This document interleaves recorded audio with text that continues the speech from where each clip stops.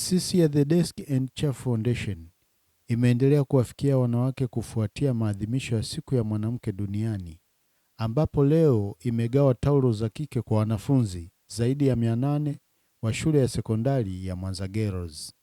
Ni taulo zilizotengenezwa na taasisi ya kina mama inayoitwa Full Sapadi Foundation ya jijini Mwanza, inayoongozwa na Dr. Ida Mihindi ambaye kitaaluma ni daktari wa binadamu. Taulo hizo zimetolewa kwa hisani ya Nudba Group Canada kwa kupitia taasisi ya The Desk and Chair Foundation. Baada ya kupokea taulo hizo, walikuwa na haya ya kusema. Kwa majina yangu naitwa Subira Time Masere, Form 5 PCB, mwanafunzi wa shule ya sekondari Mwanza Girls. Napenda kuwashukuru Nudba Group Toronto na The Desk Chair Foundation kwa msaada walioweza kutupatia siku ya leo. Wamefika shuleni kwetu na wakatambua changamoto zetu sisi kama wadada.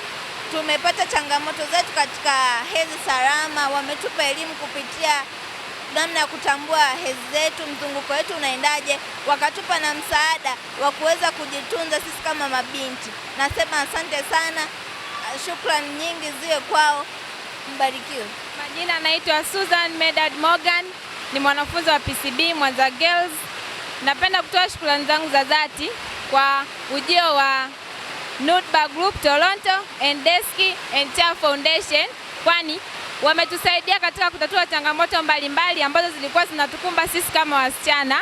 Wametuwezesha kujua sababu na vyanzo vinavyopelekea sisi kukumbana na matatizo mbalimbali katika elimu ya hedhi. Hivyo basi, shukrani zetu za dhati ziende kwao, tunawashukuru sana, na pia wametusaidia sana katika kutatua matatizo ambayo yalikuwa yanatukumba. Tunasema asante sana na Mwenyezi Mungu awabariki. Naitwa Madam Diana Rafaeli, ni matroni wa Mwanza Girls. Napenda kutoa shukrani zangu kwa Nudba Group pamoja na Desk and Chair Foundation kwa msaada waliotupatia wa pedi za kufua kwa wanafunzi wetu. Tunao wanafunzi zaidi ya 800 na wote wamepata, kwa kila mmoja amepata moja.